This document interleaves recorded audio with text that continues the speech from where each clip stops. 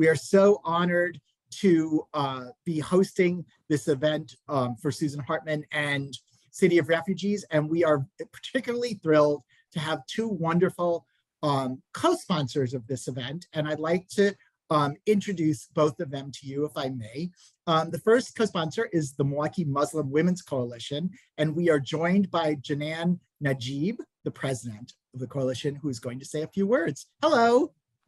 Hello, thank you so much for having me, and thank you so much for having this wonderful program. Really, it's exciting to see such a lovely book about the stories of refugees. Thank you, Susan Hartman, and thank you, Boswell Books, for having this program. As an organization that works with many different diverse communities, including the refugee communities. Recently, we've been very involved with the Afghan refugees that have come here as evacuees. And I think it's so important for people to really know their individual stories and to get a feel for the impact refugees really have had in our city and our state, our country, and the richness that they bring, whether it's culture or just understanding who they are. And as a country that has been made up of immigrants and refugees, I think this book is important for anyone really that wants to understand more, to read and to understand more about these diverse communities that are the new Americans. They are individuals that just simply came after many of us have come. Thank you so much for that. We have another group that works with refugees in the community, Lutheran Social Services of Wisconsin and Upper Michigan. And we are joined by our friend, Mary Flynn, who is project manager for Lutheran Social Services. Hello, Mary.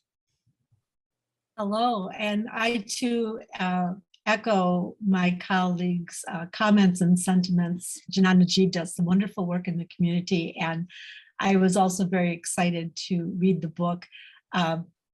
Janan works with people across time and really sees not only people newly arriving in the community, but also the long-term effects and challenges and successes. As a resettlement agency, we're charged with the responsibility of greeting people and connecting them to the things that they're going to need to develop on their own in the community. And so Janan and her work is really the next step. What I found wonderful about the book is that I'm familiar with the Utica office as an affiliate of Lutheran Immigration and Refugee Service. And so I was familiar with the stories that I've heard from there. And also for those people who haven't read the book yet, I think that you really get a sense not only of the challenges, but I think for me, what's really important is that we celebrate the successes and the integration. It's not all sadness and difficulty. There's a lot of joy in that journey as well. And for me, I'm fortunate to just be a small part and also a bystander in watching that. So I was very happy to see that and very pleased to be part of this event tonight. Thank you. Great. I'd love to introduce, I'd also love to give one more shout out to another group, the Home Program at the Linen Sculpture Garden, who have also helped get out the word and who we've worked with in the past. They have wonderful programming that working with refugee groups, and I just wanted to give a shout out to that. So we are so honored to be hosting Susan Hartman for the book, City of Refugees. The book's been winning raves, wonderful recommendations from other writers and advanced reviews. I'd love to give a shout out from Jen Percy, the author of Demon Camp, partly because many years ago, she appeared at Boswell for that very book. Susan Hartman has written a vital book about the refugee experience in America. With spare and direct prose, she captures the daily joys and heartaches of 3 refugee families. I loved every single page. Susan Hartman has written for the New York Times, the Christian Science Monitor, and Newsday. She teaches at the Columbia University School of the Arts and is also the author of 2 books of poetry. We are particularly honored on yet another level by having Hartman in conversation with Mitch Teich, one of our favorite conversation partners. Thank goodness we're still able to work with him, even though he is now station manager at North Country Public Radio, covering a wide swath of upstate New York. He was formerly executive producer and co-host of Milwaukee Public Radio's Lake Effect. And with that said, I give you Susan Hartman and Mitch Teich. Welcome to the program. Thank you. Thank you so much. I am honored to get to be in conversation with Susie Hartman. It was a wonderful book, and honored that I get to virtually spend some time in Milwaukee, which was home for 14 years. Susie Hartman, welcome. Thank you, and I'm so thrilled to be here and by the warm welcome. Yep. Truly, it is a wonderful book, and I think we have to assume for this conversation that not everyone has read it yet. So I think it would be important to offer some background, especially considering most of our virtual audience is Wisconsin and they might not know Utica, New York. I think size-wise, the analogy for a Wisconsin audience might be Kenosha or Sheboygan, which you may not know. But paint a picture for us. What was Utica going through before the influx of refugees? Okay, so Utica had been a vital hub of manufacturing in the 40s, 50s, and 60s. And then when the plants pulled out, and this happened all across the Rust Belt, there was a flight, people left, there was arson, houses were all of a sudden worth very little, not worth the taxes people were paying. So some people torched their homes or hired people to torch them. And whole blocks went under, police lost control of neighborhoods. There were packs of dogs in the street. And then in the early 70s, the first wave of refugees began coming in. And it was really an accident. I always think of Utica having become a magnet for refugees by accident. A local woman named Roberta Douglas became interested in Amerasians. She was concerned about the treatment of Amerasians in Vietnam. And she brought one man to Utica, and then she brought some others. Other individuals and institutions became interested as well. And eventually a refugee center started. And so the Vietnamese were the first wave, then Russians, Bosnians. So people from 40 different countries have been coming for 40 years. They had lost so much population. They had been thriving at 100,000. They went all the way down to 60,000. So what the refugees did was they staunched the flow. They came, and especially the Bosnians who had building skills and educations, they came and bought houses for very little money, rehabilitated the houses, moved in, worked very hard. And now other refugee populations have done the same thing. And just a really basic point here, Utica is a little off the beaten path. I mean, I think a lot of people think of New York and they think of New York City, they might think of Buffalo, they might think of Albany, and Utica is in what we would call central New York. Yeah. Place it on a map for us. Yeah, it's not even really upstate, although in New York City, where I'm from, we think of it as upstate, but it's central New York, it's west. It's on the Mohawk River. It's small. It's a very windy place. It's kind of high up. And I just got back from it, and I'm always blown to pieces by the wind. It's a place where people are very proud of the city. It's a tough little city, and it's gone through a lot. And now it's on the upswing. And that's very exciting. And I think it's also a little bit of a mirror of what can happen to a small city that attracts refugees. And then some other good things happened. They got the Commons hockey team, and the governor started throwing some money, and they have a hospital that's going up, a 10-floor hospital. That's huge for the city. And the refugees provided this initial spark, opening tiny ethnic restaurants, taking an abandoned building that had housed a Methodist church and turning it into a soaring mosque. And the members of the mosque did all the work themselves. They bought it from the city for $1,000. So it definitely helped the city turn around. And the city is actually composed of mostly of immigrants, and they seem to have had a memory of what their own grandparents and great grandparents had gone through. And so there was an empathy there. So what first opened your eyes to the influence that the refugees were having on this kind of small to medium-sized city? Yeah, well, I mean, I'm a reporter, a writer. I mostly focus on New York City, but I had a link to the city of Utica since I was a teenager. I went to school at a place called Kirkland, which was the coordinate school of Hamilton, which is a very good school near Utica, 20 minutes away.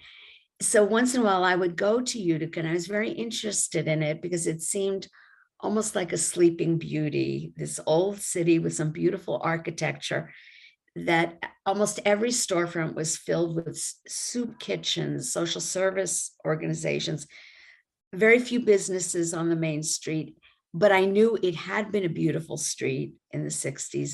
It had had Dutch, actually in the 50s, it had Dutch elms lining the street before Dutch elm disease. And it was just, it had tons of all kinds of immigrant markets and big department stores and fancy restaurants. But none of that was there when I was a student.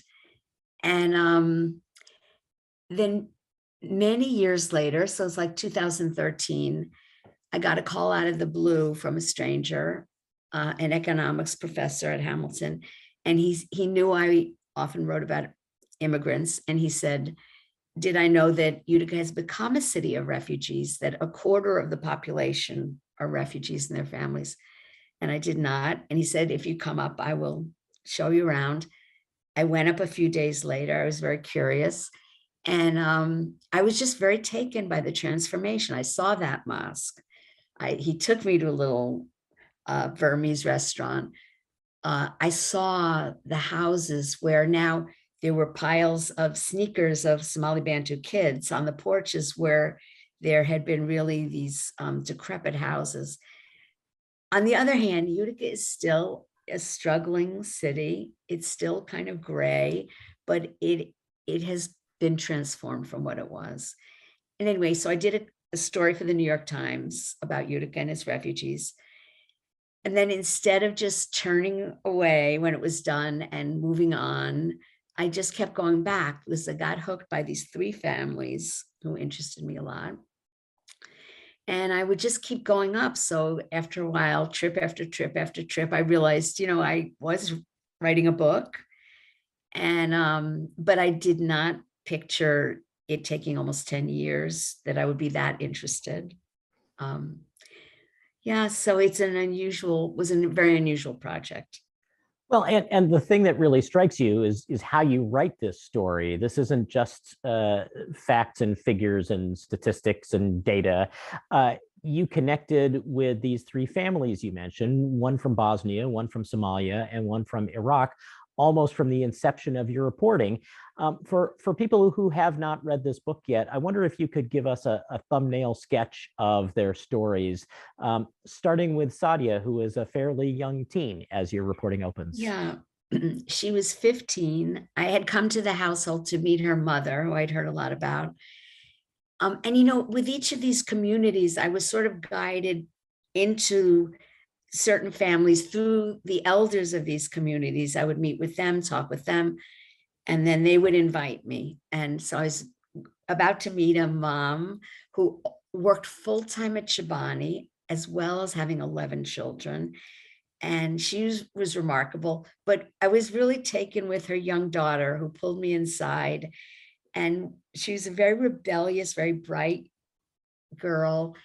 I found it easy to relate to her. She actually got in trouble in school sometimes. And she was struggling with wanting to be a teenager, an American teenager, loving her mother, but butting heads with her mother. And the mom herself was very formidable, kind of a rule breaker herself, but she wanted her daughters to follow a very traditional path. And Sadia had other ideas. And so I was following the story of that family with sympathy for both the daughter and the mother, who loved her daughter, but found her very difficult as she was. And so that was a wonderful story. And you know what you said about it's not just facts.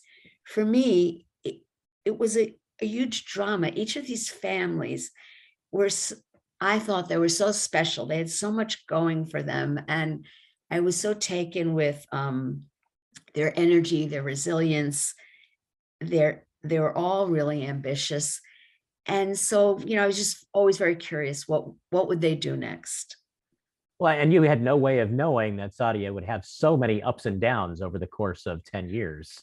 Yeah, I could not have pictured what happened. And, you know, at the end, there is this reunion with her and her mom that absolutely floored me. I didn't see that coming. That's what life is magical. You know, you can't, that's the thing about nonfiction that's so fantastic.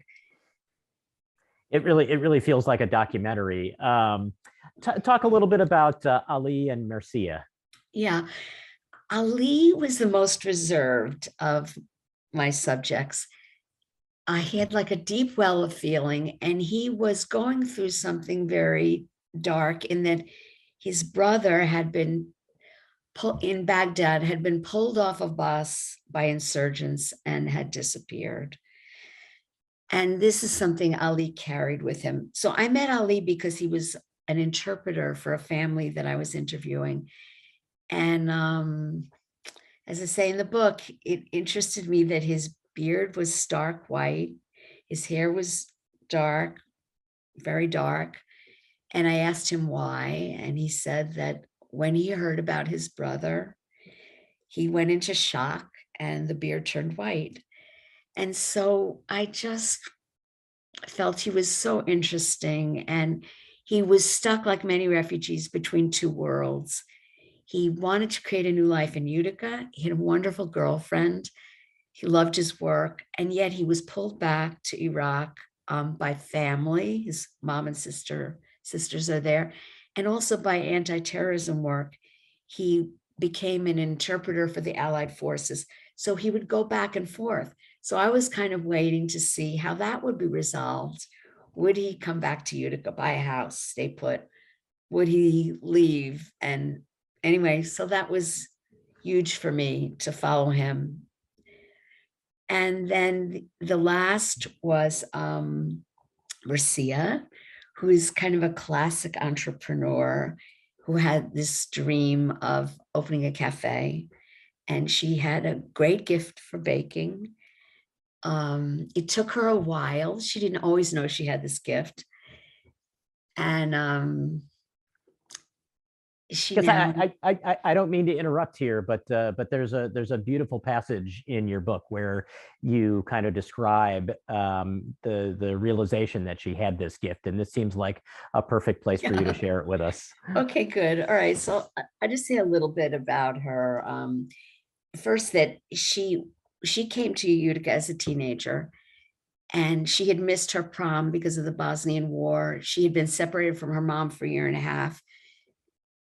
Made it to Utica, very thankful, reunited with her mother in Utica. And yet a few years after that, her mother dies of cancer. So it was very, very tough.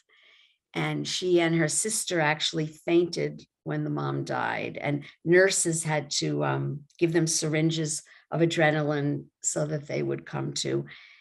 And so then I feel this is a little bit of a magical part with two pieces of magic, in that one, somebody helps her. And this often happens to a refugee. It happens to, if we're lucky, to many of us in our lives where somebody appears and gives us some guidance. So this little section starts, Mercia had an American friend, Elaine. She was a high school teacher who befriended many young Bosnian refugees. She often checked on Mercia after her mother's death. Elaine encouraged her. Maybe this is the time you should start college, she told Mercia. It would make your mother happy. This is what she wanted for you. It was true. Mercia had promised her mother she would go to college. Elaine said she would help her apply to schools, and she did. She told Mercia, I can't see anything stopping you. And so Mercia goes to college, she graduates, she gets a job at a middle school. But every few days, she baked Bosnian pastries her mother's way. Hungarian girl, palm-sized rectangles of chocolate and hazelnut, peaches, cookies that look like two cheeks pressed together. As a child, she had watched her mother expertly roll out dough for an apple cake, spooning chunks of fruit onto it before lifting the dough into the pan. When I tried, the dough would break, she said. Mercia's baking delighted Hajrudin, that's her husband. I didn't think I had any talent, she said. Then one afternoon, Hajrudin, who worked at Utica Metal Products, slipped on the wet factory floor, damaging his spinal cord. And this accident, which could have paralyzed him, sent them spiraling into new lives. So for me, this is the second little piece of magic in a person's life. At home recovering, Hajrudin was struck by how much Mercia did for their family. I thought, how can I help her? I felt so sorry for her and honestly for myself too. He started baking bread every day. He was not just trying to be helpful. She's the brains for everything, he said admiringly about his wife. I wanted to impress her. Mercia thought his bread was good, that he had potential. Why don't you take some classes, she said.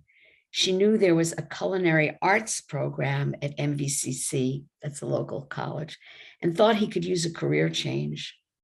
The class's first assignment was baklava, but when Hajrudin brought the dessert home, Mercia was appalled. You call that baklava, she said. The pastry was dried out, crackly. Her baklava was rich with ground walnuts. The phyllo was feathery. Hajrudin was not offended. You make some and I'll bring it to the teacher. That night, Mercia stayed up late baking. She was amazed when the professor called her the next day. She ordered a sheet of baklava, Mercia said. Oh my God, I felt very honored. She started to see herself differently. She remembered her 8th grade teacher telling her she could not draw. You'll never have any artistic talent. That's not true, she told me, laughing. I can't draw, but I have these things in my head. I can make things with my hands. When her niece went to law school, she made a cake that looked like a pile of colorful law books. For a friend's wedding, she baked a cake topped by a fancy edible shoe. She posted her photos on Facebook. People started asking me, can you make this? I can pay you. Susie Hartman reading from City of Refugees, and what a terrific story. You gave us a little glimpse that each of these families that you profile had kind of a dark history behind them when they came to Utica. How well do you think they appreciated what you were hoping to do with this book? You mean, what did my subjects feel about the whole thing, the whole project? Yeah, about opening up and sharing their stories, not just with you, but with everybody that would read it. Well, I think as we were involved in the project, I'm not sure any of us were really thinking about what was next. We were just absorbed. I was always taking notes. They were telling their stories.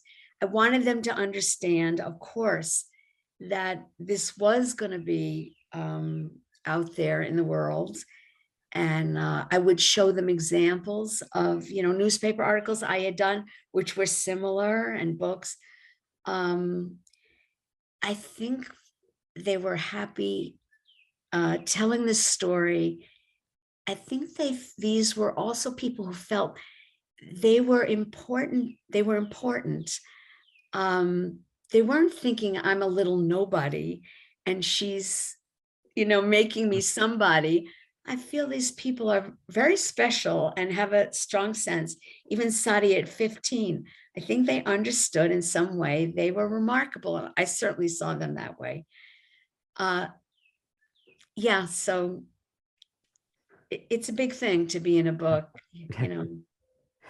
You also mentioned that many people who came from the families of immigrants as well were willing to welcome these refugees into the Utica community. And at the same time, you tell us that there's this tremendous decline in manufacturing that started Utica on its downward trend.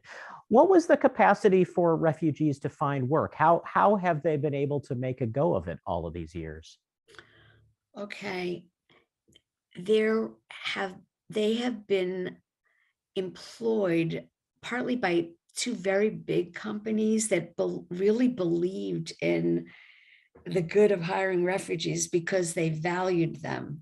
One is Turning Stone Resort and Casino, which is a big employer. The other is Chobani, the yogurt factory in New Berlin.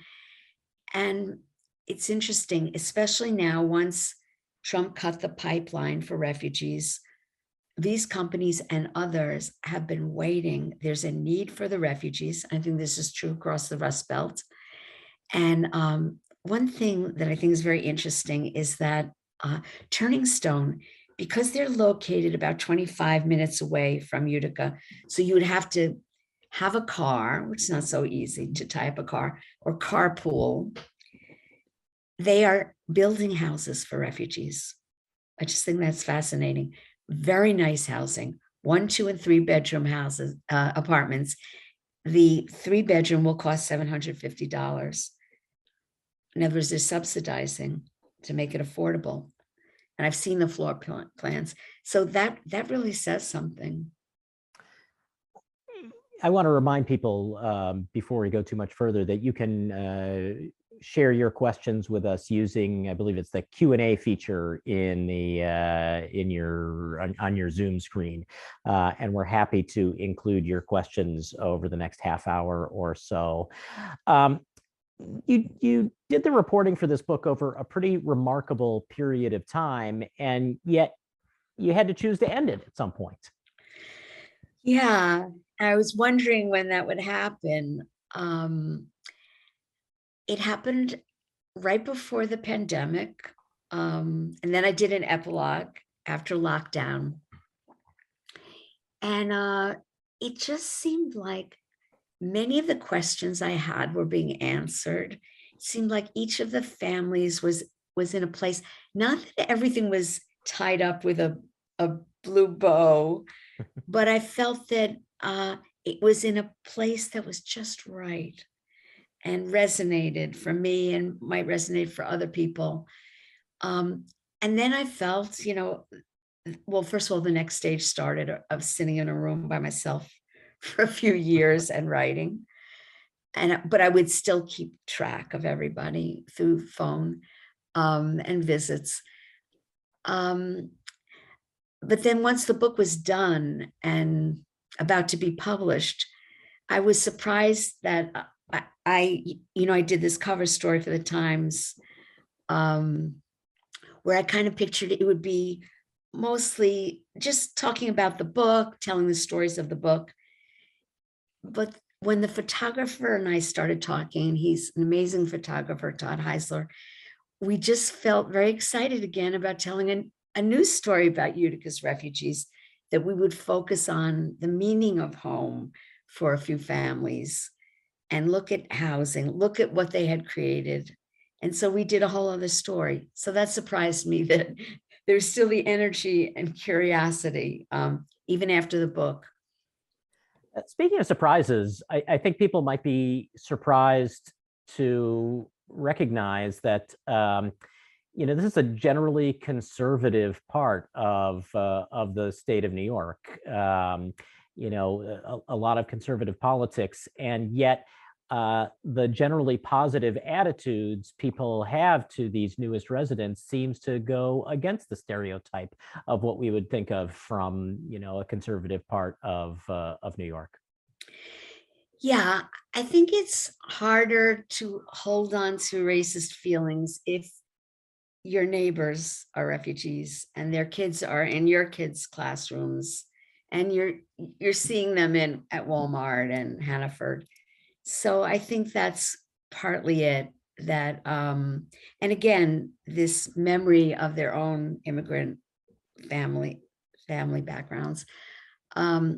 But on the other hand, I am sure there are people who feel, despite what they see, that their refugees are hard workers, they may feel this is a burden on the system, and there's so many of them.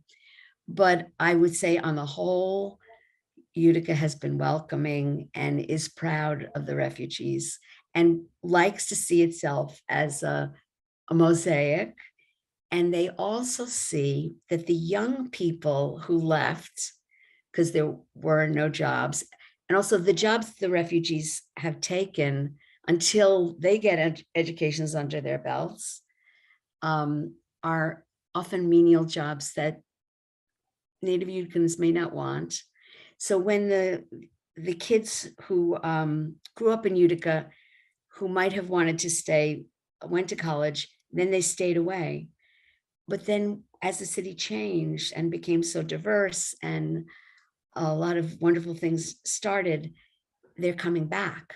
So people like that the young people coming back, they're attracting other young families.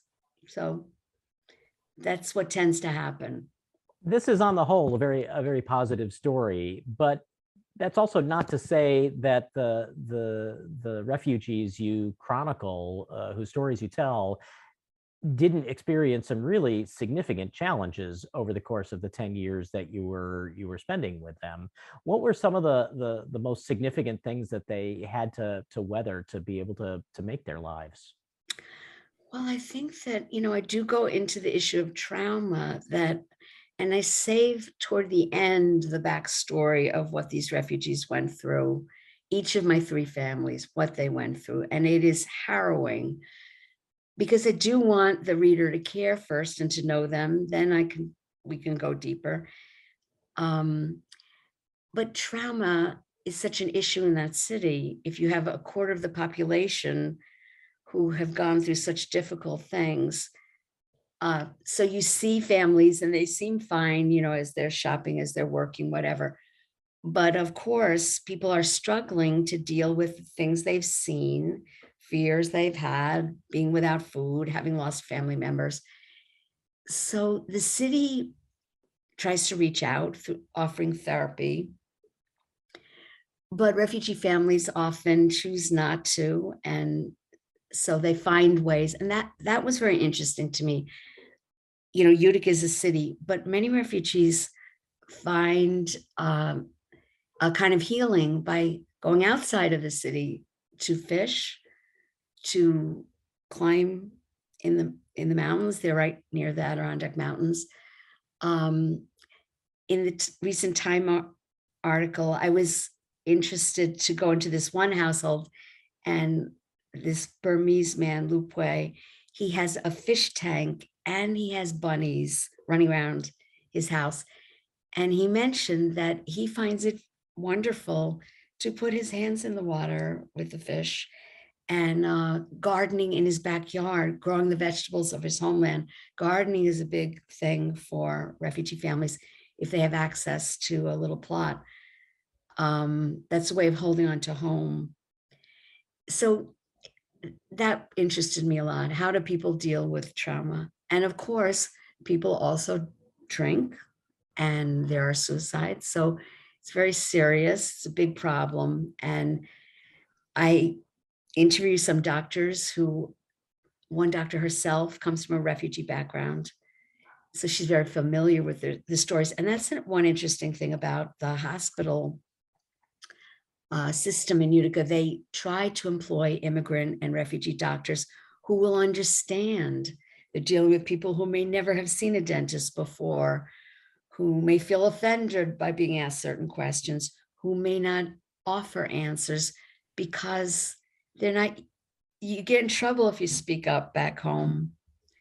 So anyway, that's a big issue. How large a role are the social service agencies that originally were so instrumental in placing refugees in Utica? How large a role do they play in refugee life there today? Well, the refugee center is really a lifeline for people.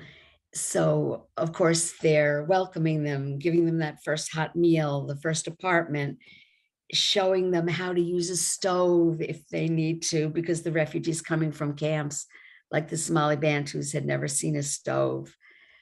Offering ESL classes and being there, offering access to employment opportunities. So that's a huge force in the community's life. I'm just discovering that there are questions in our Q&A, and so let me pass some of them along. Susan would like to know how many school-age kids go on to college or trade school. How common is it for the refugee children or children of refugees to go on to higher education? Yeah, it depends upon the population group. The Burmese have a very high number of children going on. I think almost 85% go on to higher education after senior year. And many refugees do go on to Mohawk Valley Community College initially, and then some continue on. Some go, to other area schools, and some go to the very best schools in the country.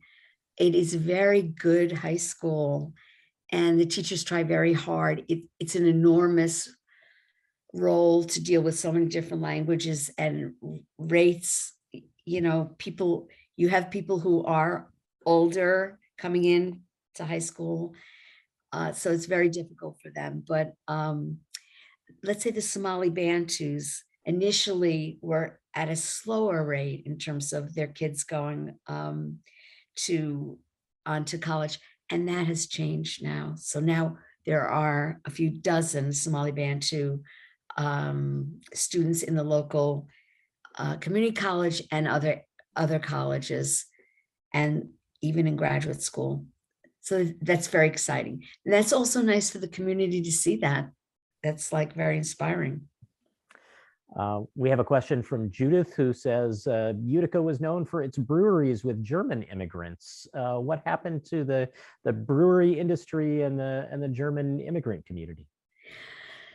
The German families are there, but of course they're assimilated. They've been there for generations. So the German immigrants worked in the mills and then in the plants, and now have gone into other areas. There is still a very well-known 100-year-old German deli. Well, no, I'm sorry, that's a Polish deli, but there are German delis as well, German restaurants.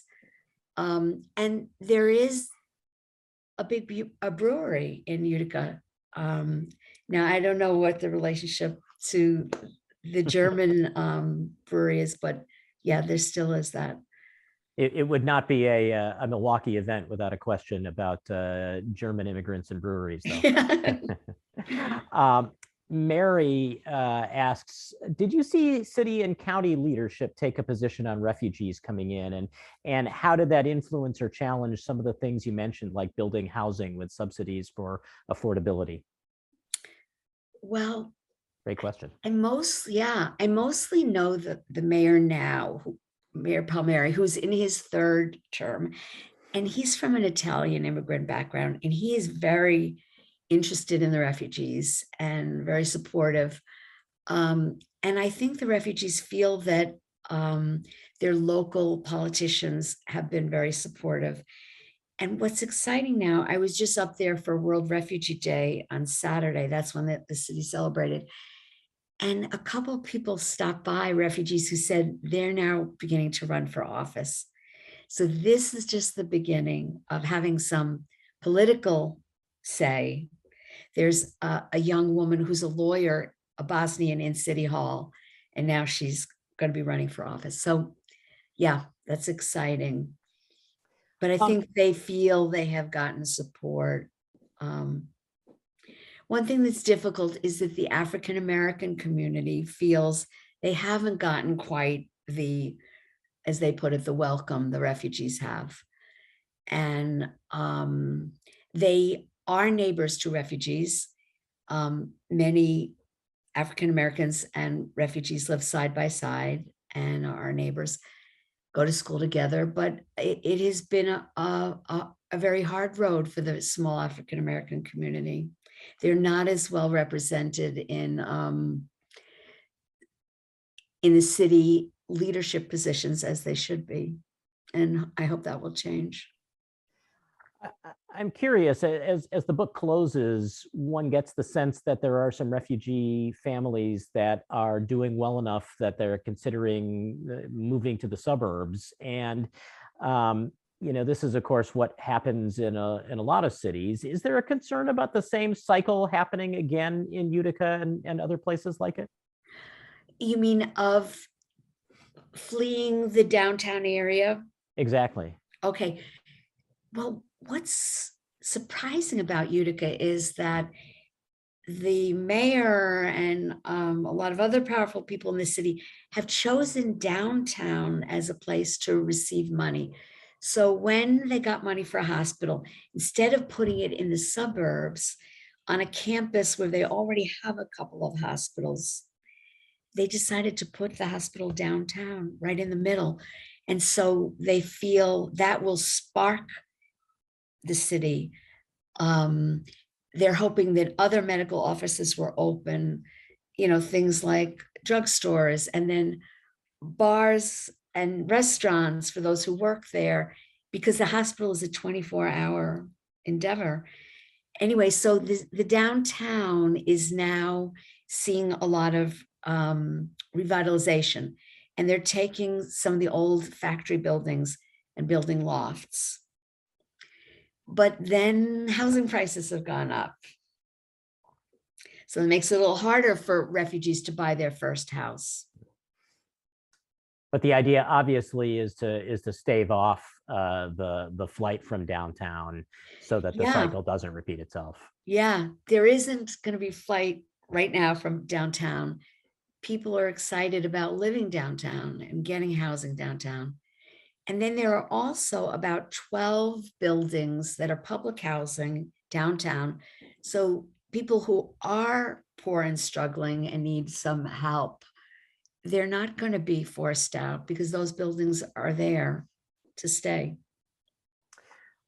You mentioned being in Utica recently for the World Refugee Day celebration, and I gather one of the things that this celebration did was bring together the three major people that you chronicle in the book for the first time. What was that meeting like? Okay, well, this was actually at the book launch.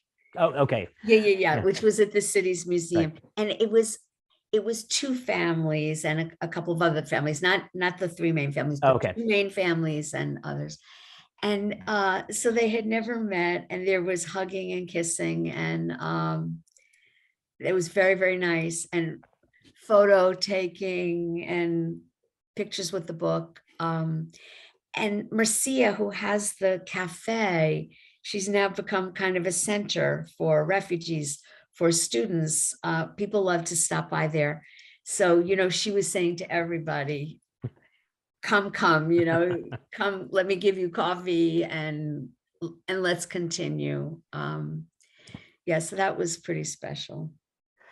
How has the experience of reporting and writing City of Refugees colored the way you've watched the news about refugees from the invasion of Ukraine? Well, it just makes me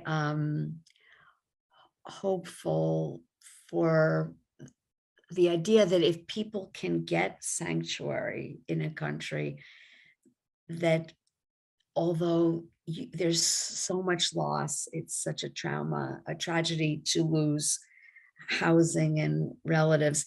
But I see on the other side what good can come. It might be slow, but the potential for a kind of renaissance for a family is there, because I saw it. Yeah. Obviously, we're having this conversation at a bookstore in Milwaukee. The audience for this book goes well beyond the people of Utica or even upstate New York.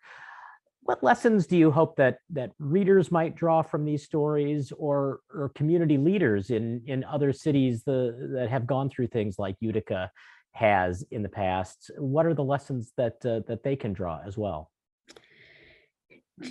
Just the value of giving people a start, and so quickly communities and employers see how people can run with being given work, a chance. As the head of the Refugee Center in Utica puts it, she said, people do not come here to get on public assistance. That's not the dream.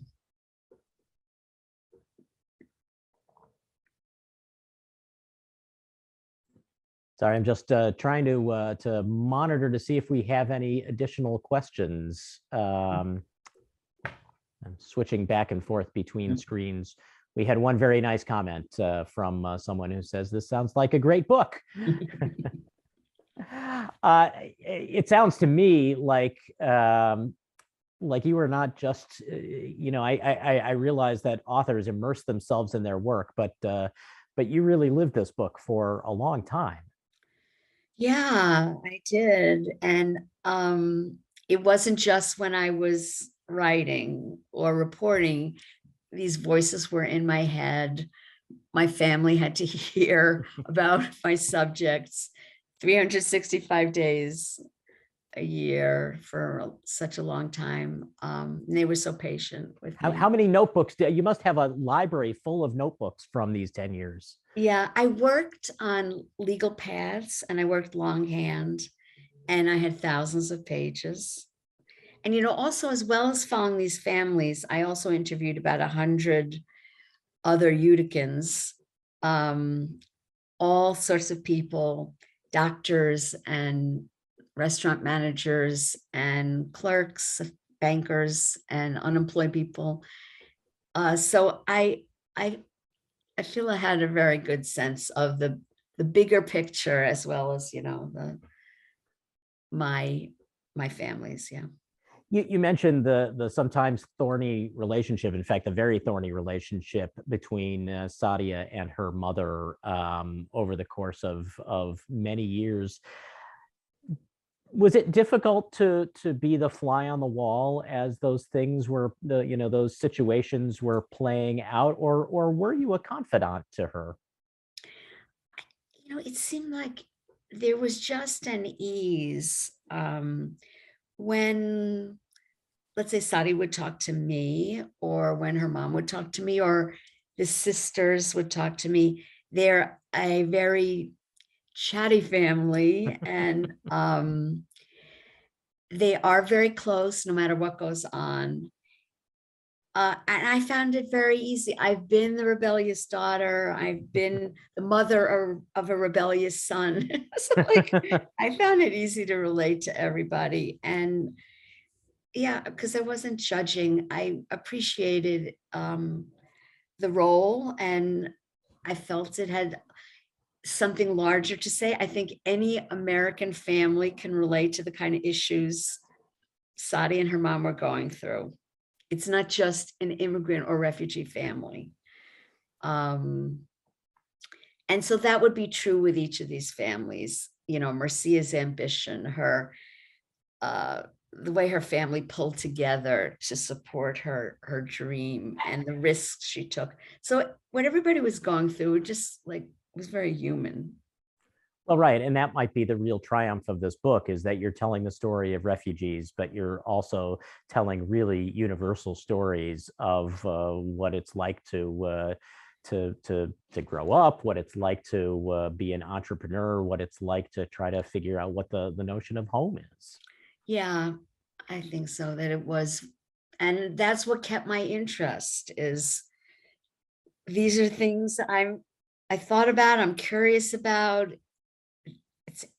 These are endless topics, and there's friendship in it, and there's a lot of love. I'm very interested in who people love and how do they treat each other. And I found it very interesting that, let's say, Heidi, a native Utican, was able to so easily live a life with a man who was a practicing Muslim, and the ways they accommodated each other, and even through distances, how she waited for him patiently and then also got frustrated. So anyway, these are just like human, interesting dramas. Well, so many surprises in this book, and I'm not seeing any additional questions in our Q&A. So with us getting close to the top of the hour, I wish I could say that Susan Hartman would stick around to sign books, but I'm not sure how we would do that over Zoom. Yeah. But I do want to say thank you so much. It's really, it's an amazing book, and I'm so delighted that that we got to spend the time with you. Thank you. It was wonderful talking. Daniel, I'll turn things back over to you. Well, thank you to both for a wonderful conversation. We will be, we are recording it. We'll send out the recording link to everyone who registered for the event, and also share it with Mitch and our author, who will post it. And hopefully more people will get to experience this wonderful program and this wonderful book, City of Refugees. You can buy it at Boswell or your favorite independent bookstore. Thanks everyone for joining us. We wouldn't have a bookstore without you.